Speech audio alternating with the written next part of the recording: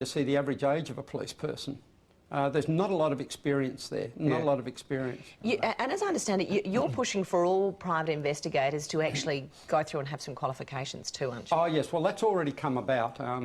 Some of my colleagues and I got together and we assisted government in bringing about competency standards and laws that would better skill and better equip private investigators. And today, for instance, we're all fingerprinted. Well, that only recently happened.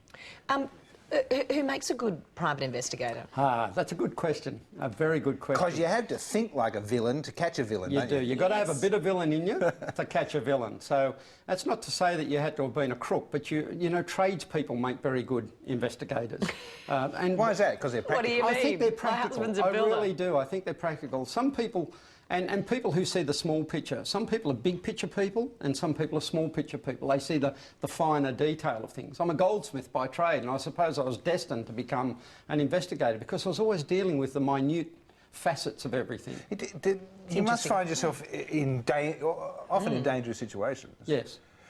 Does that I mean... I think the most dangerous situation is when you're undercover. I've just recently pulled 2 people out of an undercover operation. I had them there permanently for 2 years and their cover wasn't blown, which was an extraordinary achievement on their part, but a lot of planning went into that operation. That was in a corporate gig, obviously. Yes, it was. I can't talk about it because it's very current, but the success of that operation was fantastic. Is there an area that is particularly growing that you're called to look into?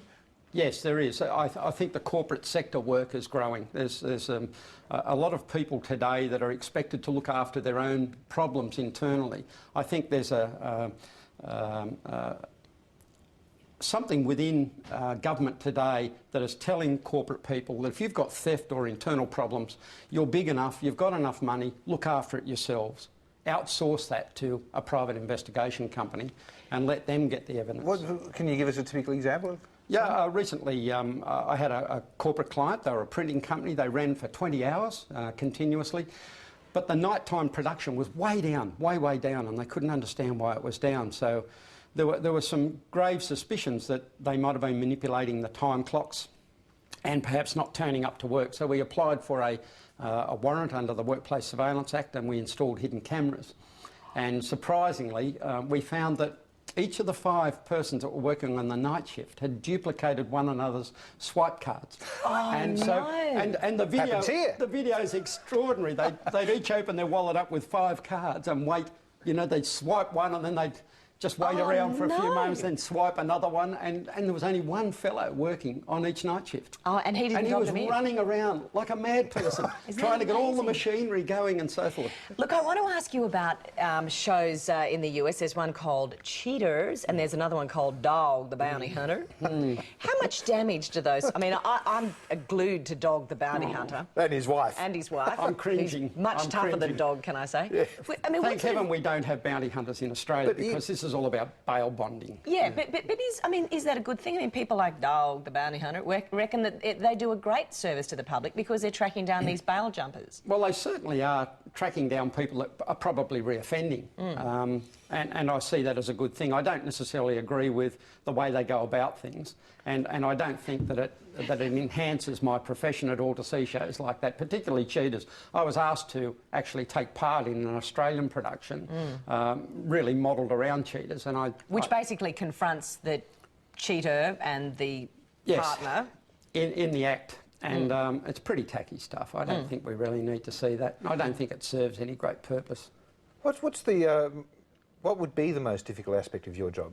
I suppose often you have to deliver bad news. Yes. Well, there's a box of tissues that sits on my desk and it's not there for me to cry over the weekly takings. It's there for me to hand out to people that come in because everyone that comes to me has a problem. No one comes to me with a great story. They all come to me with a problem and I've got to solve their problems. And, you know, most people, 98% of people that come to us are right about their suspicions. Yes. Are they? Whether, yes, 98%. They know it. By the time they agonise enough to come to a private investigator and talk about their most personal things, about problems in their lives, they already know it. They've agonised over it for so long. They just don't have the proof. So when you give them that bad news, I mean, gosh, you'd want to be very careful in the way you deliver it because, I mean, they could go and do anything, couldn't they? And it's a very good point. I've had people, I had one man actually, I was showing him some video of his wife having an affair with somebody else, and he put his fist through the television set in my office, and I had no idea he was going to do this. He was calm, he appeared calm, just totally lost control. Pushed to the extreme.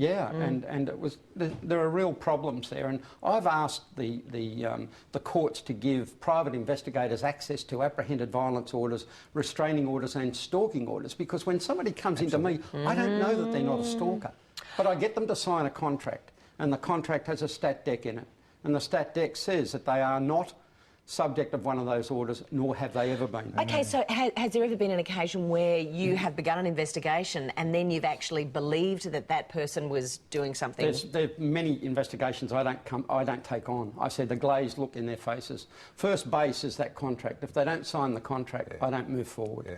Well, what are the tricks of the trade? What are the implements of the trade that you'd never be without? What's your most important item? Coffee. The most important item for a private investigator is to be able to see with their ears, hear with their eyes and feel with their stomach. All the gadgets in the world will not make you a good investigator. Seeing with your ears is watching, listening to people, what they're telling you, and then looking at the body language and so forth. Feeling with your stomach is intuitiveness. You've got to go with your intuitiveness. Common sense, those two words, are the greatest contradiction of all time. Sense is not common. I don't believe you can teach it to somebody.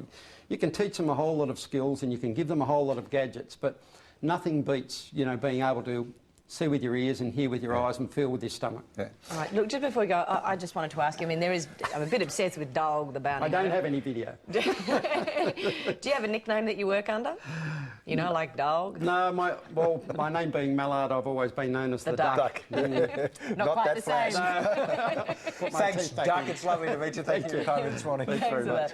All right, we've got an arresting amount of 9am still to come after this.